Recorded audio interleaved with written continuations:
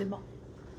Donc, bonjour tout le monde. Nous allons faire la partie ressources humaines pendant l'heure qui suit. Donc, c'est important pour moi de vous présenter l'équipe que vous connaissez souvent pour avoir discuté par téléphone ou de voir des courriels, mais ça nous permet de savoir exactement qui fait quoi aux ressources humaines puis de mettre un visage sur un nom. Donc, je vais laisser mon équipe se présenter. Je vais commencer par Mélissa Saint-Amand. Peut-être que c'est un nom que vous connaissez si vous étiez ici les années précédentes. Mélissa, elle devait être de retour le 3 septembre. C'est pour ça qu'elle n'est pas avec nous aujourd'hui. On y va. Moi, c'est Audrey Charrois. Je suis la conseillère en gestion de personnel. Moi, c'est Nadia Corbeil. Je suis agente de développement aussi. Loin, secrétaire. Caroline Caron, technicienne en administration. Mélanie Joseph, technicienne en administration, service de la paie. Cathy Pancard, je suis responsable au niveau de la paie. Donc, merci beaucoup. Je vais laisser Nadia, qui était surtout attraction, rétention, insertion professionnelle, y aller. Puis Stéphanie aussi, là, qui a quelqu'un à l'accueil. Donc, merci les filles. Donc, le sujet de la rencontre, là, ça va être vraiment les types de suppléants, prestations de scolarité, tolérance d'engagement avec Audrey. Ensuite, on va voir tous les régimes d'assurance collective ainsi que programme d'aide aux employés et TELUS Santé avec Caroline. On va continuer avec les banques de congés d'un enseignant avec Mélanie. Ensuite, Cathy va faire tout ce qui est la paye et le mentorat avec moi à la fin. Puis là, il faut dire aussi que ça, il faut que ça rentre environ 45 minutes parce qu'après, on a une présentation, une mini, dans le fond, présentation sur la confidentialité, l'importance de la confidentialité avec Manon Fortier, secrétaire générale et responsable des communications au centre de service, qui va venir nous rejoindre tantôt. Donc, c'est moi qui va commencer parce que tout va découler un petit peu du type de suppléance que vous allez faire. Fait que je vais expliquer un petit peu les particularités là, de tous les types de suppléances. À noter aussi que pour ceux qui sont habitués, il y a eu des changements avec l'ancienne convention collective. Fait que je vais essayer là, de vous les démontrer un petit peu. Mais premièrement, on a nos suppléants occasionnels. Donc, c'est nos suppléants qui vont remplacer plusieurs enseignants pendant l'année scolaire. On a aussi nos suppléants, dans le fond, qui vont remplacer le même enseignant, mais pour une période de moins de 10 jours qui vont rentrer dans cette catégorie-là, en fait. Donc, ça va être vraiment important. Dans ce temps-là, vous êtes payé à la période et les taux sont différents, dans le fond, si vous êtes légalement qualifié ou si vous ne l'êtes pas. Donc là, concrètement, là, je vous l'ai mis, vous êtes peut-être plus visuel, vous aussi comme moi. Là, fait que légalement qualifié, donc le taux que vous auriez, c'est 64. Non légalement qualifié, 51 et 46. Maintenant, si vous êtes suppléant et que vous remplacez le même enseignant pour plus de 10 jours, mais moins d'un mois, à ce moment-là, vos conditions de travail vont changer. Avant, c'est ce qu'on appelait là, nos suppléants plus de 20 jours. Maintenant, le délai il a été raccourci là, à 10 jours de suppléance. Donc là, à ce moment-là, pour avoir le droit à ce type-là de suppléance, dans le fond, vous ne devez pas vous être absenté plus de 2 jours, sinon on recommence, dans le fond, l'accumulation à 0. Mais si vous avez le droit tout de suite là, au plus de 10 jours, dans le fond, c'est que vous devenez payer à 1/200e. Donc, si vous avez l'échelon 1, qui est le 51 461, ça vous fait 257,31 par jour là, si vous avez une tâche à 100%. Des fois, on commence par un suppléant de plus de 10 jours, moins d'un mois, puis ça se transforme en contrat d'une enseignante à temps partiel. Donc ça, c'est tout ce qui dépasse un mois, qui avant, c'était tout ce qui dépassait 2 mois. Fait qu'encore une fois, là, le délai a été raccourci. Fait que là, il y a une distinction dans le fond. Si vous êtes non légalement qualifié, puis ça va pas mal être le cas là, pour tous nos nouveaux suppléants là, cette année, c'est que vous n'avez pas de tolérance d'engagement en commençant. Donc, vous allez être payé 1/200e et nous, on va faire là, la demande de tolérance. Je vais revenir un petit peu tantôt là, sur la tolérance d'engagement. Et si vous êtes légalement qualifié ou que vous êtes non légalement qualifié avec une tolérance d'engagement, à ce moment-là, vos conditions de travail sont différentes. Vous devenez payé 1/260e, vous devenez avec des assurances, des banques de congés et autres. Fait que vos conditions de travail là, vont vraiment changer à partir de là. La distinction aussi à faire quand vous devenez payer 1/260e, c'est que même pour les non légalement qualifiés, là, quand vous avez votre tolérance, c'est que vous allez accumuler un montant d'argent, si je peux dire, pour votre période d'été. La différence avec un enseignant permanent, c'est que vous n'allez pas avoir des payes en continu. Vous allez recevoir, dans le fond, votre rémunération sur une dernière paye là, en juin. Puis ça va être à vous un petit peu là, de gérer ce montant-là là, pour l'été.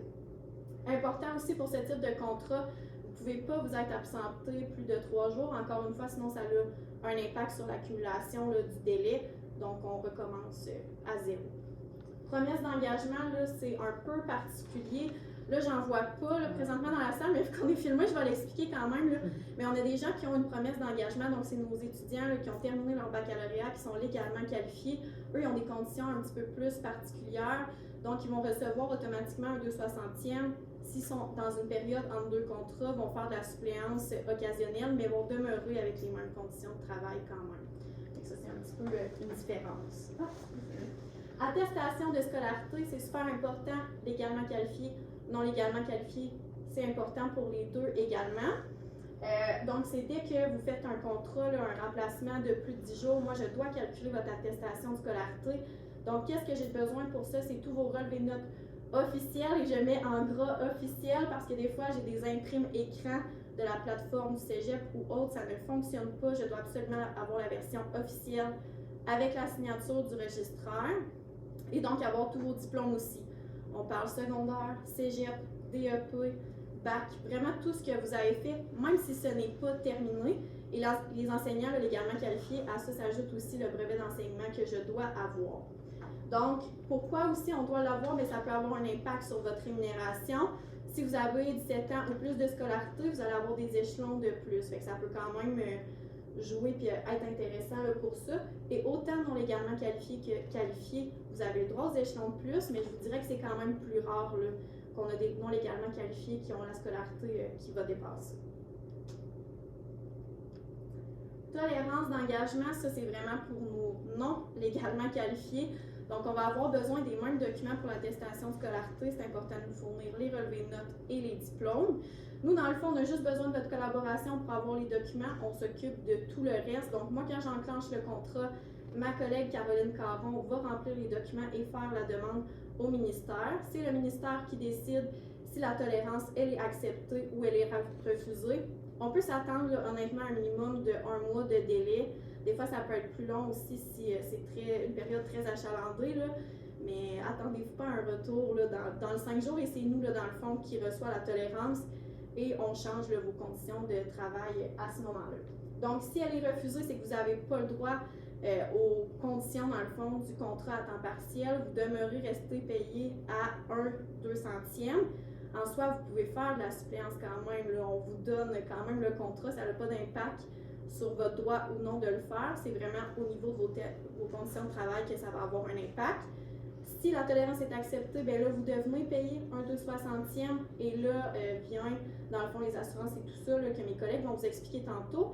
Une chose importante, par exemple, c'est qu'on ne fait pas du rétroactif sur le salaire. Fait que vous comprenez, au début, vous êtes payé 1/200e, donc vous recevez un petit peu plus par jour d'enseignement. Une fois qu'on reçoit la tolérance, 1/260e, donc on reçoit un petit peu moins pour compenser pour l'été et tout ça. On ne va pas aller vous rechercher de l'argent que vous nous devez pour, par exemple, le premier mois, pour vous le redonner à la fin. On trouve que c'est pas très efficace comme façon de faire. Fait que le salaire, là, c'est vraiment la façon de payer va changer la journée où on a la tolérance. Est-ce qu'il y a des questions pour ma partie? OK. Merci. Donc, ça va être la partie à Caroline. OK, moi je vais vous parler des assurances. Pour être admissible aux assurances, vous devez avoir un contrat ou un poste à temps plein ou à temps partiel. Vous devez détenir un brevet, une tolérance d'engagement ou une autorisation provisoire d'enseigner. Si vous êtes non légalement qualifié, vous ne pouvez pas tout de suite avoir les assurances. Les couvertures automatiques qui sont obligatoires, c'est l'assurance maladie de base, avec droit d'exemption, l'assurance vie de base, l'assurance salaire longue durée. Pour demander une exemption à l'assurance maladie de base, vous devez me fournir une preuve que vous êtes déjà assuré ailleurs, par exemple avec votre conjoint. Toujours important de venir signer les documents au bureau. Ça me prend ça pour faire les changements à vos assurances. Ensuite, à l'assurance maladie de base, il y a des options complémentaires, 1, 2, 3, 4, qu'on peut ajouter, qui ont différentes couvertures, comme le massothérapie, le chiro, les examens de la vue. Ces options-là, si on les ajoute, il faut les garder pour au moins 24 mois. Après ça, il y a l'assurance dentaire qui est aussi optionnelle. Celle-là, il faut la conserver pour 48 mois. Ce que je conseille, c'est de venir me voir pour voir c'est quoi, selon vos besoins, que vous auriez besoin là, pour avoir les coûts de tout ça. Ces choix-là sont offerts à vous de façon individuelle, monoparentale, familiale. Si, advenant le cas où il y a un événement de vie reconnu qui survient pendant que vous êtes à votre emploi, c'est important de venir nous informer. Vous vous mariez, vous tombez de individuel à familial. Vous avez un enfant, vous tombez de individuel à familial aussi, ou une séparation, vous tombez monoparental. Vous pouvez nous en informer aussitôt que possible. Les primes, c'est ça, comme je disais, les coûts là, sont dans le pamphlet que vous avez lu dans votre enveloppe ce matin. Sont plus détaillés là-dedans. C'est pris sur vos payes aux 14 jours. Puis, encore une fois, je vous dis qu'on peut faire des soumissions. Vous prenez rendez-vous avec moi, venez me voir, puis je vais vous dire ça va être quoi le coût de votre assurance en tant qu'individuel. C'est pas mal ça, les assurances. Merci, peut-être spécifié par rapport à la tolérance. Ah oui, c'est ça, je l'avais dit un matin, mais j'oubliais. La tolérance. Si vous n'avez pas votre tolérance, vous n'avez pas accès aux assurances tout de suite, gardez vos factures. Si vous avez acheté des médicaments ou obtenu des soins, réclamez pas à la RAMQ tout de suite, parce que quand vous allez avoir votre assurance, ça c'est rétroactif. On va pouvoir à ce moment-là vous ajouter aux assurances, puis là vous allez pouvoir réclamer. On a 2 programmes d'aide aux employés, BCH, TELUS Santé.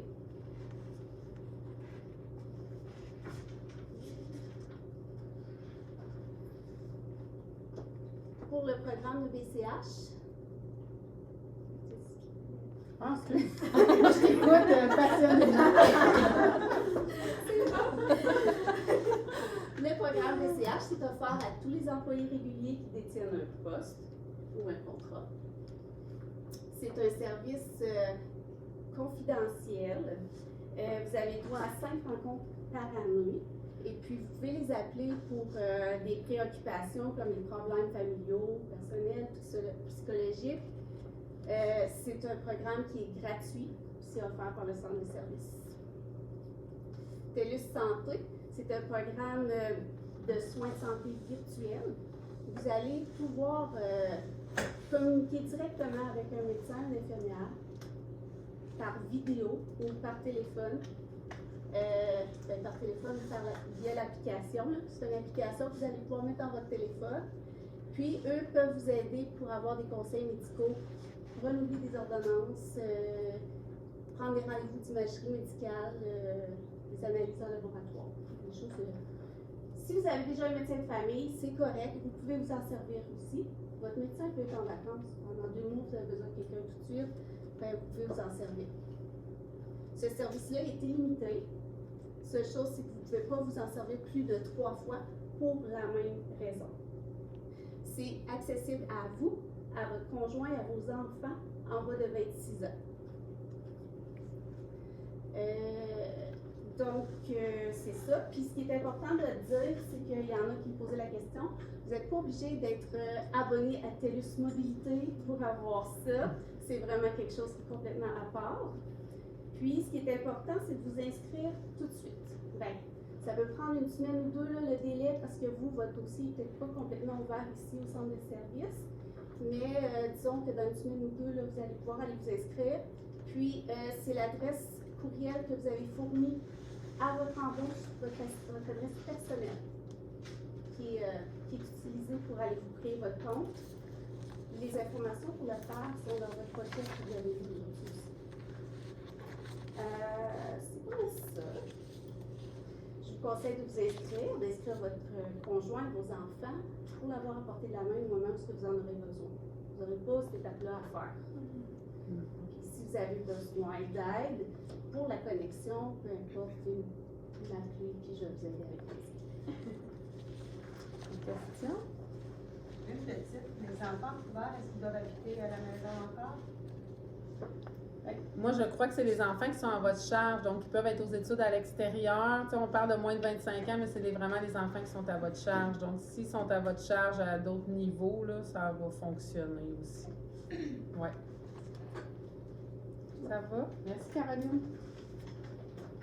Tour de Mélanie.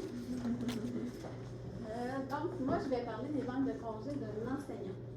Quand vous êtes payé à un 200e, ma collègue Cathy va faire la distinction tantôt au niveau de la paye, c'est quoi un 200e, un 260, parce que là, depuis tantôt, on vous en parle. Fait que Cathy va démystifier le tout tantôt. Donc, quand vous êtes payé un 200e, donc sans tolérance pour l'instant, c'est que vous n'avez pas le droit aux banques de congés. Lorsque vous obtenez un contrat avec une tolérance d'engagement, à ce moment-là, on rétroagit au moment où ce que vous avez commencé votre contrat. Donc, si vous avez commencé votre contrat le 22 août, mais qu'on reçoit la tolérance seulement en octobre, je recalcule des banques à partir du 22 août. Comment ça fonctionne, les banques? Les maladies monnaillables. Maladies monnaillables, vous avez droit à 0,60 jours par mois travaillé, ce qui veut dire un maximum de 6 jours dans l'année.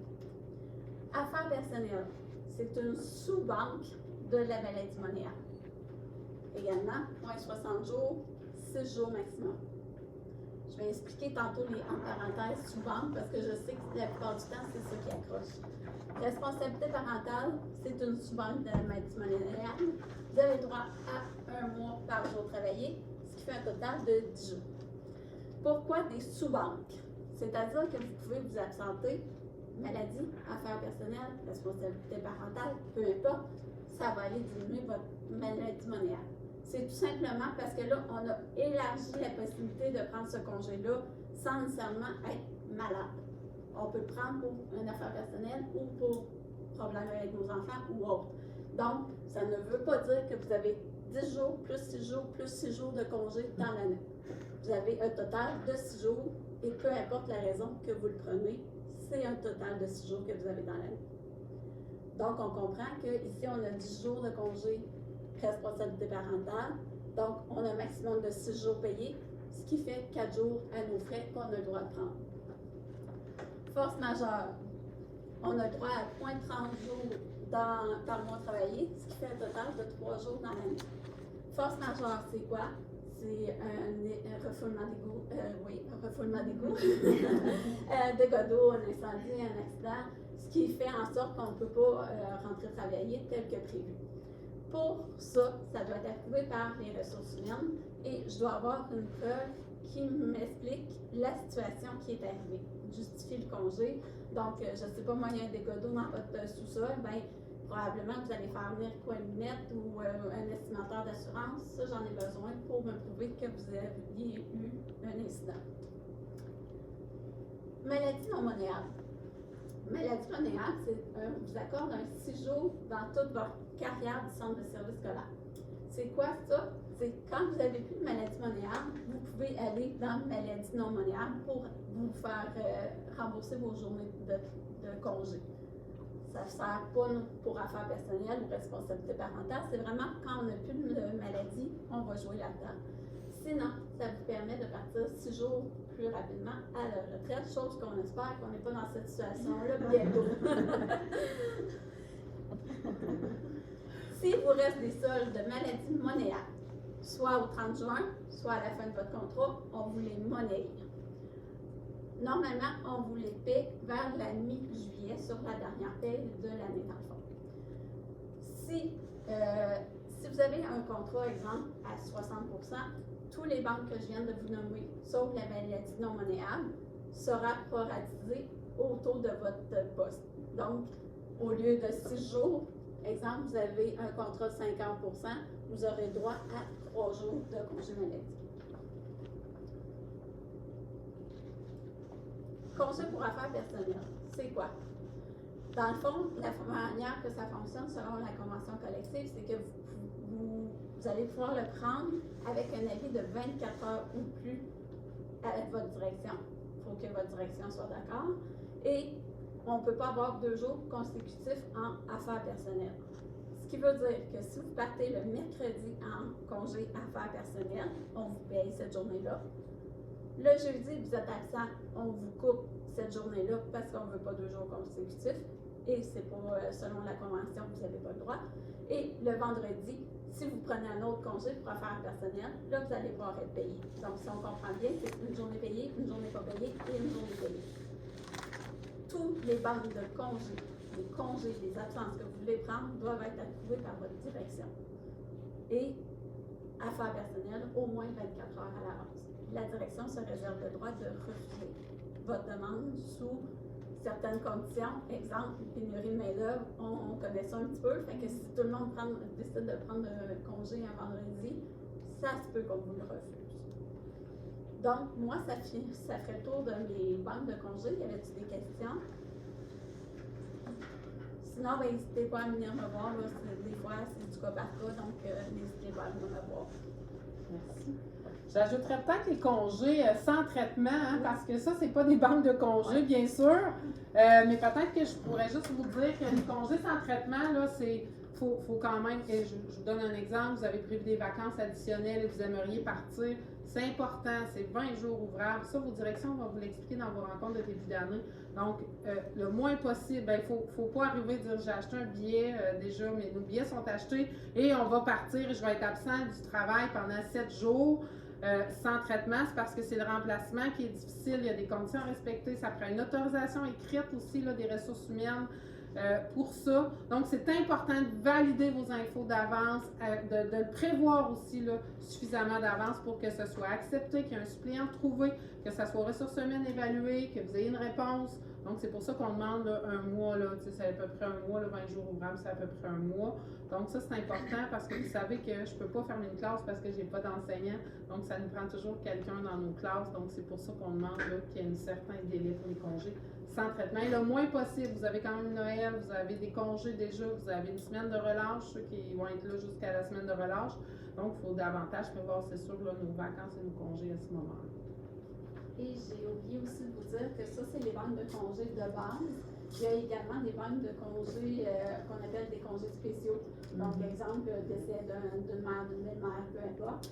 Ça, les secrétaires d'école sont quand même assez au courant des congés que vous avez le droit à ce niveau-là.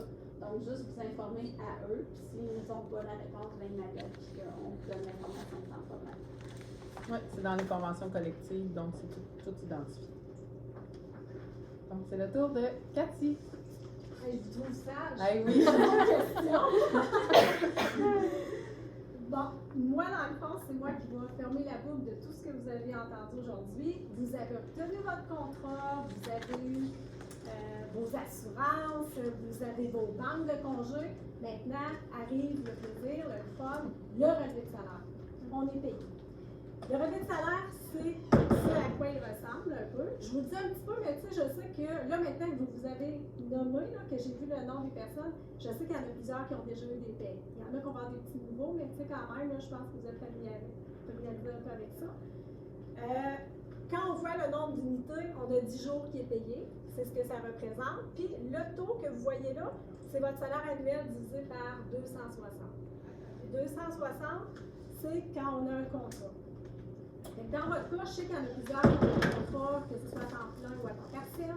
Votre salaire va être inscrit ici, mais dites toujours, c'est votre salaire annuel divisé par 260. Tantôt, on a parlé beaucoup de 200e à 260. Si vous familier, tu sais, c'était-tu correct pour vous autres? Moi, je sais pas c'est quoi. OK. Je sais pas c'est quoi. Oui, j'entends ça, je pense. OK. Dans le fond, là, un enseignant, ça travaille 200 jours. Toutes les journées que vous travaillez, que vous êtes au travail, que ce soit les PE, ce sont des journées à 1/200e. Donc, 200 jours. Mais l'enseignant régulier, lui, il se trouve à être payé, il a droit à 26 payes égales de 10 jours. C'est là que vient le 260. Fait qu'on a toujours 26 payes, on a toujours 10 jours de paye, fois 26. Pourquoi? Parce que l'été, l'enseignant reçoit quand même sa rémunération. D'où vient le 260 jours. Fait que c'est comme ça. Si vous avez un contrat temps partiel, ce que ça fait, c'est que vous allez avoir un salaire à un 260e, comme on parle. Mais quand va arriver la fin de l'année, la différence avec l'enseignant qui est régulier, lui, ses payes continuent toujours l'été. Alors que vous allez avoir un rajustement de salaire. Vous allez avoir un gros chèque en fin d'année parce que vous n'aurez pas de salaire l'été. C'est la différence que ça peut faire. Ça, c'est pour quelqu'un qui est un contrat à temps partiel. Si on a une promesse d'engagement avec un contrat qui est à temps plein, vous êtes comme les enseignants réguliers, votre salaire, vous l'avez tout l'été. Alors que le contrat à temps partiel va fermer, il va devoir faire une demande de chômage. La promesse d'engagement, il n'y a pas de chômage l'été, la paye continue. D'où vient le 260 jours? C'est un petit peu plus clair? Oui. Oui? Depuis 96, je travaille ici, puis je ne le savais pas. Non, mais c'est vrai, je m'étais jamais fait expliquer ça. C'est que dans le fond, les enseignants réguliers, on leur garde un petit morceau de leur paye à chaque jour pour les garder, dans lequel des payes tout l'été. Tandis que vous autres, ben, on vous les donne d'un coup à la fin de l'année parce qu'on en a gardé une partie toute l'année, mais vous n'en avez pas l'été. C'est vraiment ça la différence. Là. C'est bien expliqué, oui, Fait que quand vous avez votre salaire, que vous soyez un contrat à temps partiel à temps plein, comme aujourd'hui, ben pas aujourd'hui, demain, on est le 22 août demain, il y a déjà un dépôt qui se fait, puis vous êtes payé jusqu'au 23. Ça, c'est l'enseignant qui a un contrat à temps partiel. Fait que lui, là, il n'y a pas de rétention. Maintenant, on va parler de rétention pour ceux qui en ont. On est non légalement qualifié. Qu'est-ce qui arrive? On a un salaire, une rémunération qui est à 2 centièmes. Audrey en a parlé tantôt. Donc, on a notre salaire annuel qui est 92 000, puis on le divise sur 200, c'est le salaire qu'on va gagner. Il va toujours avoir 2 semaines de rétention, ce qui veut dire que la paye du 22 août, pour quelqu'un qui a débuté le 22 août, n'aura pas de dépôt, contrairement au contrat à temps partiel. Lui, il va l'avoir 2 semaines plus tard. Le 5 septembre, il va avoir sur le nombre de jours travaillés le salaire qu'il lui doit. Arrivent les fériés, comme là, septembre, ça s'en vient, on a un congé qui s'en vient. Celui qui est non légalement qualifié, qui est avec du back time, il ne sera pas payé de congé férié. Alors que la personne qui a un contrat de temps partiel, elle va l'avoir. Le jour où votre tolérance rentre, à ce moment-là, à partir de ce moment-là, tous les journées fériées vont être payées. Donc, votre salaire va être réduit parce que je vous payais un 2 centièmes, donc vous aviez un salaire plus haut quand on attendait votre tolérance. Tout d'un coup, la tolérance rentre, on vous donne votre contrat, on réduit le salaire à un 260, arrive la fin d'année, je vous donne ce que je vous dois. C'est jamais perdu. Moi, je ne sais pas c'est quoi la tolérance. Je ne sais pas si tu peux expliquer c'est quoi ça veut dire. Dans le fond, là, c'est juste le document là, qu'on avait besoin tantôt que je parlais, là, l'autorisation un petit peu d'enseigner. Fait que ça vous donne, moi, j'ai pas pensé. Bon, mais comment on fait pour avoir ça? C'est nous qui fait la demande, dans le fond. Là. C'est vraiment juste que vous avez besoin de nous fournir les diplômes puis les relevés de notes. Puis nous, quand on sait que vous avez le droit à un contrat, on enclenche nous-mêmes la demande. OK. Fait que là, c'est là que je disais, on a juste besoin de votre collaboration pour que vous nous donniez les documents. Vous ne nous les donnez pas, on ne peut pas faire la demande de tolérance. Fait que là, ça engendre des délais supplémentaires. OK. Ouais. C'est vraiment le ministère qui évalue selon votre dossier. Puis souvent, la première fois, il donne une tolérance. Mais c'est vraiment lui qui détermine. OK, il n'y a pas le brevet qui est, quand on dit légalement qualifié, mais il donne une tolérance, ça veut dire qu'il donne la permission légale d'enseigner ici. Il faudrait que j'aille te voir pour savoir si je l'ai ou pas présentement. Probablement que tu l'as. T'as-tu eu un contrat, je pense pas, dernièrement? Ben, j'ai rien signé, en tout cas. Je sais pas. Ben, t'as rien à signer vraiment, mais Ok. c'est juste qu'il y en a que, par exemple, si on a eu un contrat vers avril, mars l'année passée, mais des fois, le ministère va nous délivrer la tolérance pour la fin de l'année scolaire, puis l'année scolaire qui s'en vient. Souvent, quand on demande la tolérance le 22 août, comme c'est le cas cette année, mais souvent, la tolérance va être juste valide pour l'année scolaire qui est en cours, puis il va y avoir une demande à refaire l'année suivante.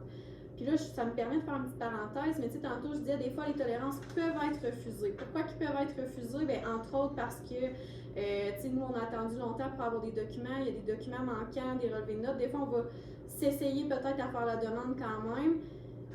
Des fois, ça peut être refusé. S'il y a quelque chose que, tu sais, par exemple, on aurait fait une erreur, quoi que ce soit là, dans la demande, règle générale, ça va quand même être autorisé, surtout les premières années. Ils nous disent présentement, le barème, c'est à peu près 10 ans de renouvellement. Après ça, souvent, la tolérance va être refusée. On fait quand même la demande au cas où. Les barèmes peuvent varier, peuvent changer dans le temps. Je dirais que c'est surtout parce que eux, leur souhait, c'est que les gens se mettent en action vers un bac en enseignement. T'sais, on en a qui font des bacs en enseignement à temps partiel. Mais quand ils voient là, que vos crédits augmentent, puis augmentent d'année en année, souvent, ils vont être plus indulgents, vous donner des tolérances plus longtemps. Puis éventuellement aussi, ce qu'on peut faire, c'est des fois demander des autorisations provisoires d'enseigner qui sont sur une plus longue période. Mais règle générale, c'est plus des demandes de tolérance d'engagement là, qu'on va demander pour nos suppléants à contrat à temps partiel. Fait que vraiment, ne cassez-vous pas la tête. Le cassage de tête, c'est Caroline qui le fait pour vos demandes. Puis c'est moi qui enclenche le contrat. Là, je sais quand le faire, je fais la demande à Caroline. Juste nous fournir vos relevés de notes et diplômes. Si votre dossier est déjà ouvert puis que vous savez qu'on a déjà tout à votre dossier, cassez-vous pas la tête non plus avec ça. On prend les copies à votre dossier. OK, c'est plus clair. Plus Merci clair? beaucoup, ouais. C'est important de savoir qu'avec une tolérance ou pas, vous avez votre contrat quand même. Ça change vos conditions de travail, mais ça ne change pas votre poste. C'est pas j'ai pas de tolérance, j'ai plus de travail demain matin. C'est vous continuez de travailler, c'est les conditions. Puis ça, là, on est attaché, nous, par le ministère avec des conditions puis des choses à respecter. Là, on n'a pas de contrôle ou de pouvoir là-dessus. Là. C'est de la convention collective. Ouais. Puis, vient le temps des déductions légales. Vous savez que vous travaillez à la commission de ressources scolaires ou que vous travaillez complètement dans une autre entreprise, les déductions sont obligatoires. Que ce soit l'impôt, la vigilance, l'assurance chômage, vous en avez tous payé. Ici, on a aussi le syndicat puis le fonds de pension. Le syndicat, c'est un pourcentage qu'on enlève sur votre paye, puis on est affilié avec la FSE, qui est la Fédération syndicale d'enseignement. Puis, on a aussi Retraite Québec. Le fonds de pension, ça s'en va à Retraite Québec. C'est un pourcentage qui est enlevé sur votre paye, puis qui s'en va comme dans un compte, qui s'en va à Retraite Québec. C'est eux, Retraite Québec, qui gèrent complètement ce montant-là pour vous autres. Arrive quelqu'un qui va avoir fait 35 années de service à la commission scolaire avec un poste, va partir à 35 ans, donc va avoir quand même un fonds de pension à 70%, parce qu'il va avoir atteint le maximum. Ça fait partie des choses qu'on a, nous, au centre scolaire, qui est vraiment un plus. C'est de l'argent pour votre retraite, tout simplement. J'en viens maintenant aux invalidités, parce que, tu sais, on n'est pas à l'abri, on sait, n'importe qui peut tomber malade, ce qu'on ne souhaite pas, ou une chirurgie, quoi même. Je suis la personne responsable pour les invalidités. Je vous invite tout simplement, s'il arrive quelque chose dans votre vie que vous avez besoin, vous venez me rencontrer, puis on va discuter ensemble, puis on va regarder ce qu'on peut faire. Fait que moi, ça fait le tour, je ne sais pas. Hein? Ah, performant, ben oui, je suis en train d'oublier performant. Les relevés de salaire, c'est plus des relevés papier, c'est rendu tout sur Internet. Quand on crée votre dossier, puis je sais que la plupart, là, il y en a beaucoup qui l'ont déjà, là, vous recevez un courriel qui est le mardi avant le dépôt. Donc, hier soir à 5 h, la plupart ont reçu un courriel qui disait que le relevé de salaire allait être disponible à partir de maintenant. Puis, vous pouvez voir ce qui va arriver pour le 22, la journée du dépôt. Vous l'avez toujours 2 jours avant. Ceux qui ne sont pas encore inscrits avec Performant, nous, quand on reçoit votre engagement, c'est nous autres qui le faites pour vous, puis on vous envoie par courriel. C'est le courriel que vous nous avez fourni. On vous donne votre matricule, votre mot de passe, puis le lien. Fait que ça vous permet d'aller voir vos relevés de salaire. Tous les relevés de salaire que vous allez avoir ici au centre scolaire vont être là. Fait que vous n'aurez jamais à chercher quand vous dites cette paye-ci, j'ai-tu reçu telle chose, ou il y a 2-3 payes, j'ai-tu reçu tel paiement. Vous pouvez aller voir, vous les avez tous, vos relevés de salaire. C'est la même affaire sur les faits fiscaux. Donc, les T4, quand on fait nos rapports d'impôt, on les retrouve aussi sur Performant. Ça, c'est un autre lieu, une autre place que vous allez. Y a-t-il des questions? Non? Merci. Merci. Donc, moi, je suis rendue vraiment là, à vous parler du mentorat parce que vous savez, là, je suis très consciente qu'on a donné des contrats présentement à des gens qui n'ont pas d'expérience pour certains en enseignement, d'autres qui en ont aussi, il y en a qui sont aux études, qui ont des stages d'emploi. Donc, nous, ce qu'on veut, là, c'est pas juste vous engager, mais ce qu'on veut, c'est que vous aimiez ça, que vous restiez. Je vous l'ai dit ce matin, hein, ne perdez jamais de vue qu'on a besoin de tout le monde en éducation qui ont le goût de s'impliquer, de s'investir auprès de nos élèves. Donc, les non légalement qualifiés qu'on a nommés, qu'on vous avez entendu beaucoup aujourd'hui, pour moi, là, puis pour nous, sont importants et on en a besoin. Mais ce qu'on veut, c'est qu'ils restent, puis que vous aimez ça, puis que vous ayez le support nécessaire. Donc, maintenant, on a un programme vraiment de mentorat qui est mis en place. Et ça vous offre je vais vous expliquer un petit peu ce que fait un mentor pour vous. C'est vraiment, on veut un accompagnement qui est de proximité. Donc, c'est autant que possible quelqu'un qui est dans votre école, si possible dans la même matière, même niveau, mais je le sais là, que c'est pas toujours possible. Mais on essaie de trouver quelqu'un là qui va pouvoir vous aider vraiment concrètement. C'est sûr qu'on ajoute à ça l'aide des conseillers pédagogiques, où ça, c'est vraiment plus dans le programme, dans l'évaluation là, précise. Mais c'est le mentor dans votre école, là, c'est votre référence.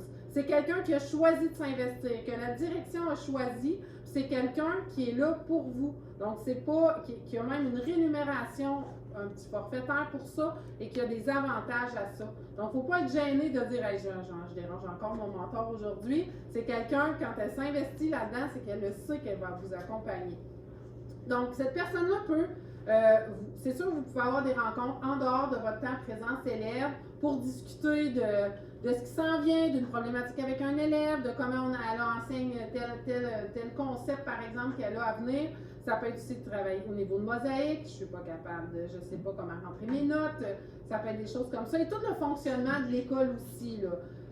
Il y a un système de récompense pour les élèves, il y a la cour d'école, comment ça fonctionne. Donc, c'est une personne qui est là concrètement pour vous expliquer comment fonctionne l'école. Donc, ça peut être des rencontres en dehors du temps présence élève, mais ça peut être aussi des heures qui sont planifiées, que vous allez aller observer l'enseignante en classe qui modèle, qui fait une pratique pédagogique qu'elle veut vous montrer. Donc, vous pourriez aller l'observer. Elle pourrait venir dans votre classe aussi, vous donner des conseils, faire du co-enseignement. Donc, c'est vraiment quelqu'un qui est là pour vous autres dans l'école. Vous n'avez pas à vous promener dans l'école en cherchant un mentor. C'est vraiment la direction qui va vous en assigner un. Puis souvent, ben, on a des critères et on donne l'information aussi aux enseignants dans quoi ils s'engagent quand ils ont un mentoré, là, dans le fond, un nouvel enseignant qui arrive dans l'école. Habituellement, un mentor a seulement un maximum de 2 mentorés, donc ça peut être des rencontres des fois qui peuvent être les 2 ensemble, ou ça peut être séparé, mais c'est 1 ou 2 mentorés maximum là, que la personne a dans l'école. Et il y a des critères pour être mentor, donc vous pourriez dire, ben moi j'aimerais vraiment que ce soit elle. Vous pouvez en discuter avec la direction d'école, mais il y a certains critères, un certain nombre d'enseignements, quelqu'un qui travaille déjà en collaboration, donc il y a quand même des critères dont la direction doit tenir compte quand elle nomme des mentors dans l'école. Donc, n'hésitez pas, si vous n'entendez pas parler, puis là, vous êtes là depuis 2 semaines, puis vous dites, même 2 semaines, c'est long.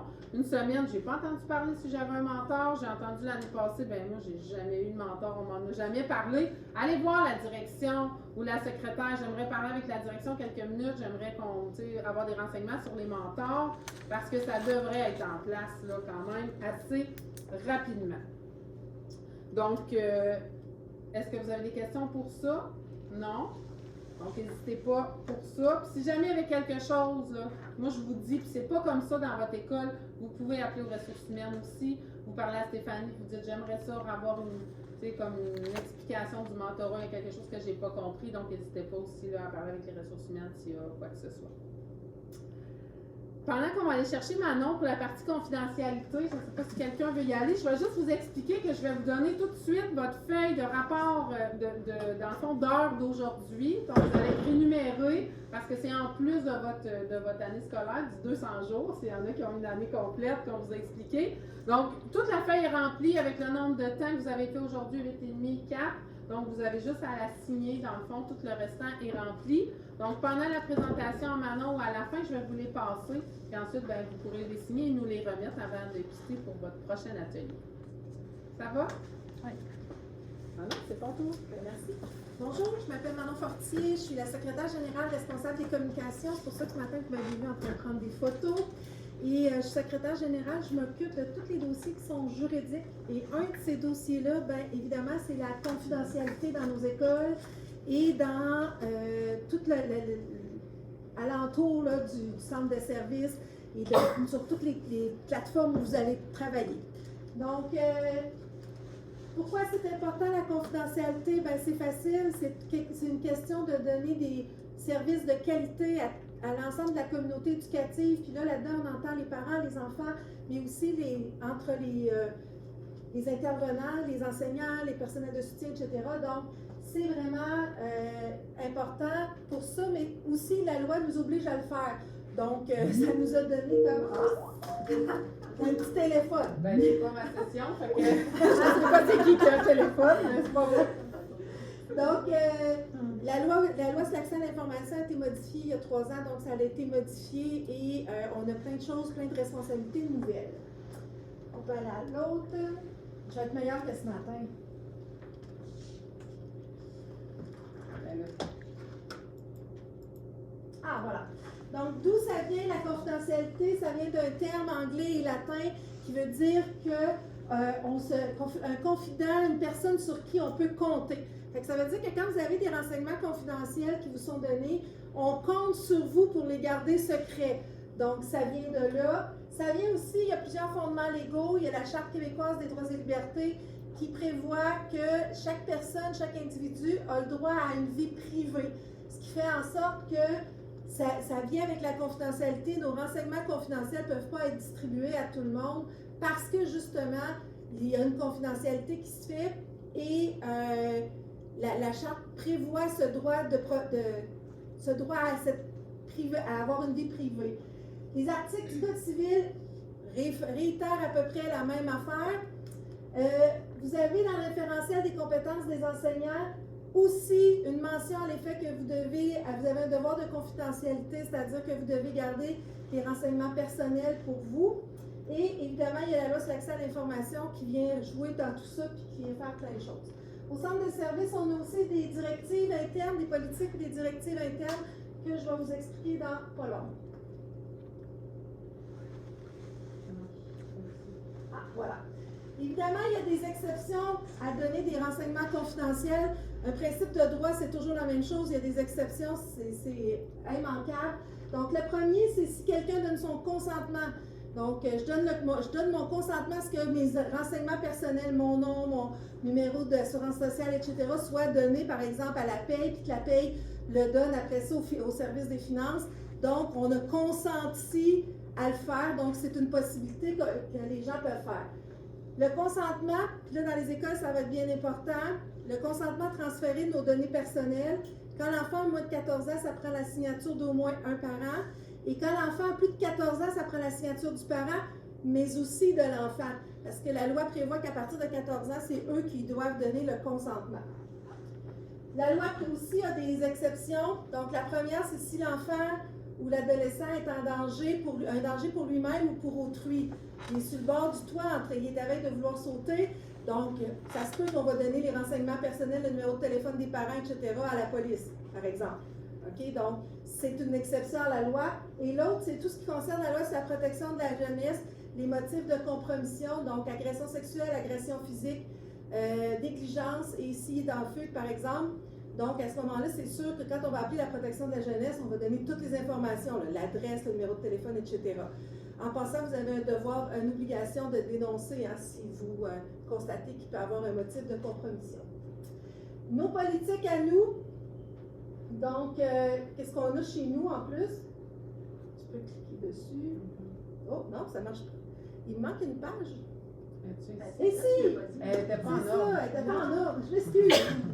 Alors, il y a 4 types de confidentialité qui sont un peu plus structurés dans notre organisation. Donc, la première, c'est tout ce qui est papier. Donc, vos documents, vous ne les laissez pas traîner sur votre bureau. Et quand je parle de documents, je parle de plein de choses, dont, par exemple, les examens corrigés sur le coin du bureau qui sont là. On ne laisse pas ça, on met ça dans un classeur barré pour pas que personne ait accès à ces informations-là. C'est des informations qui sont confidentielles.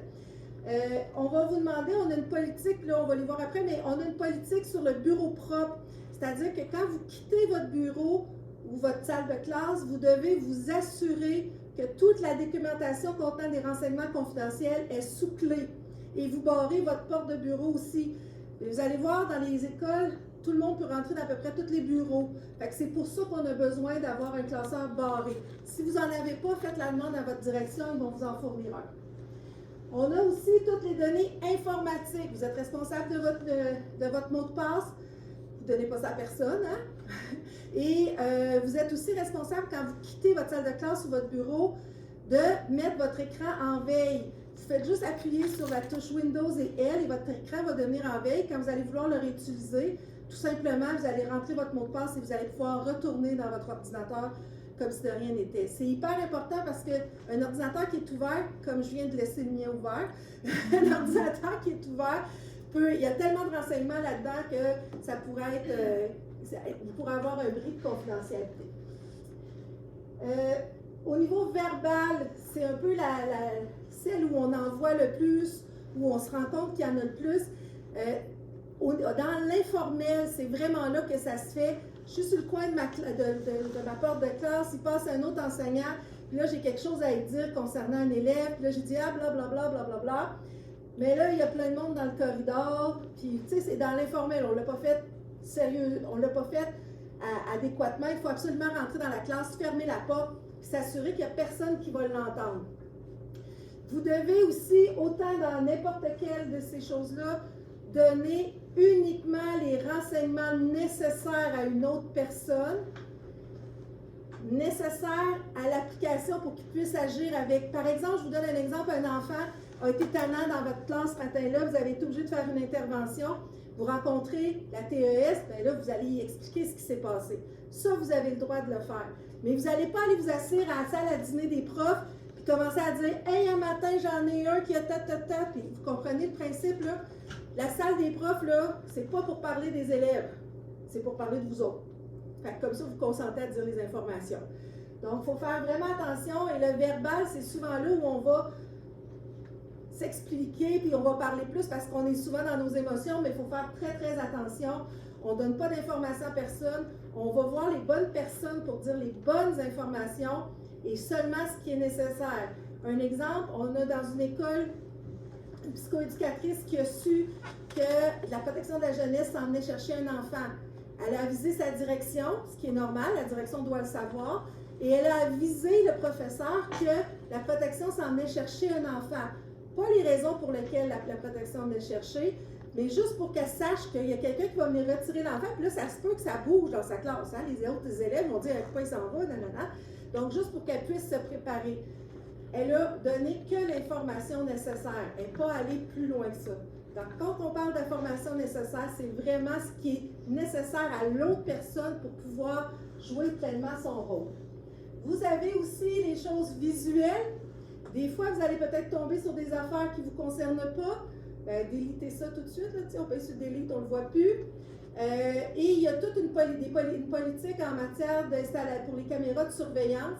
Sachez que vous n'avez pas l'autorisation d'aller consulter les caméras de surveillance dans aucune de nos écoles. Les seules personnes habilitées à le faire, c'est la direction et les personnes que la direction va avoir nommées. Mais ce n'est pas des enseignants. Donc, si vous avez un problème, vous voulez aller vérifier qu'est-ce qui s'est passé. Tu sais, les deux petits gars se sont battus sur l'heure du midi, puis on veut voir qui a fait quoi, puis tout ça. Mais on doit demander l'autorisation à la direction pour pouvoir le faire. Et ça, c'était la LAI. Dernière chose, un bris de confidentialité, ça arrive et depuis les modifications de la loi d'accès à l'information, on a tout un processus à faire. Un exemple de bris de confidentialité, vous envoyez un courriel à la mauvaise personne. Ça peut arriver à tout le monde. Donc, vous envoyez le courriel, puis dans ça, il y a des données confidentielles. Pas un courriel « Salut, comment ça va? » C'est pas grave. Mais un courriel où vous dites ben, tel enfant, de telle école, de tel ci, tel ci, tel ci. Là, à ce moment-là, ça devient courriel avec des données confidentielles. Vous devez, la première chose, réduire les dommages au maximum.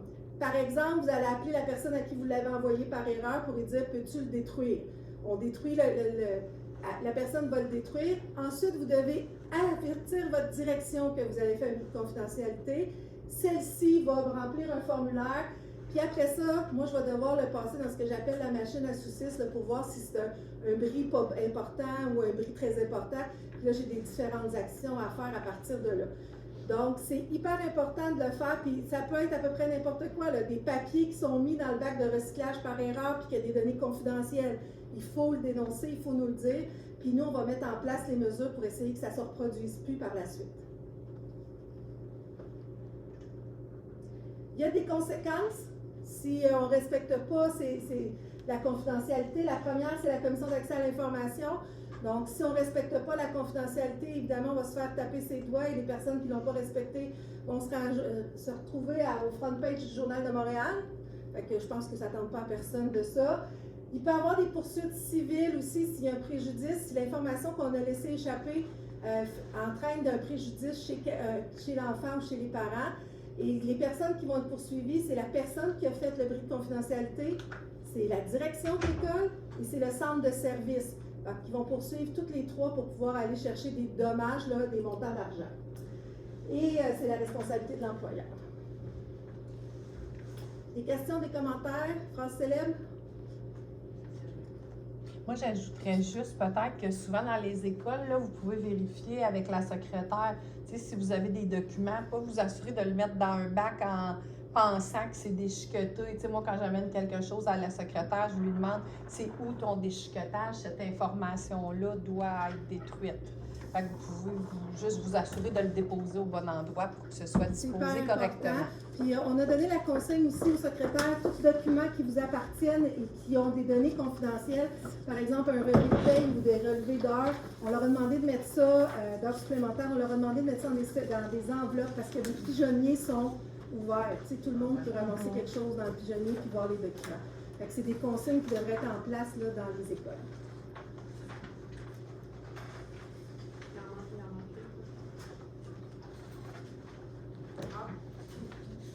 Ah, c'est l'horaire. On a donné. Ah, ouais, c'est l'horaire. Je vais te remettre l'horaire, c'est pas la. Comment je ferais une? Ah, ouais, on va s'occuper de ça. Est-ce qu'il y avait des questions, commentaires sur la présentation dans l'ensemble? Est-ce que ça vous va? C'est vraiment bien qu'il pourrait. Ben, vous allez peut-être leur vivre, ça dépend dans lesquelles écoles vous allez vous retrouver parce que la formation originale dure 1h30. Pas 10 minutes. Donc, on en met un petit peu plus, on enrobe un petit peu plus. Il y a des écoles qui n'ont pas été formées encore, fait que ça se peut que dans le courant de l'année, on se revoit. Même de notre côté, on a essayé de faire résumé parce qu'on savait qu'on avait un temps limite, mais si vous voulez plus de détails sur certains sujets, là, on a toute l'équipe pour compter sur les répondre. Puis, tout dépendant de c'est quoi le sujet, là, on est toujours disponible. En ayant le PowerPoint aussi, vous allez être capable d'aller revoir les informations d'ici là qu'on envoie aujourd'hui. Donc, ce qu'on veut vraiment savoir, c'est que vous n'êtes pas seul dans votre milieu scolaire, vous allez avoir un mentor, vous avez des collègues, vous avez des ressources humaines. Donc, puis il faut rapidement aller chercher de l'aide. Vous entendez la même chose des services éducatifs au niveau pédagogique, au niveau gestion de classe, au niveau peu importe, il faut rapidement aller demander de l'aide. Puis pas penser, moi si je demande de l'aide, c'est que j'ai pas l'air de savoir quoi faire. Là. Au contraire, là, je veux dire, même quand on a de l'expérience, même quand on a un bac terminé, complété, on a besoin de nos collègues, de la direction, puis des fois on est à bout de ressources, puis on a besoin d'aide. Donc n'hésitez pas, là. Surtout au début, parce que des fois si on attend trop longtemps, là on est tu sais, c'est difficile. Plus on attend, plus c'est difficile d'être en contrôle peut-être de la situation dans sa classe ou peu importe c'est quoi la situation. Mon grand-père disait qu'aller chercher de l'aide, c'était un signe d'intelligence. Soyez intelligents. Donc, il va me rester à vous donner votre formulaire pour le temps. Bonne fin de journée. Merci. Je peux l'arrêter.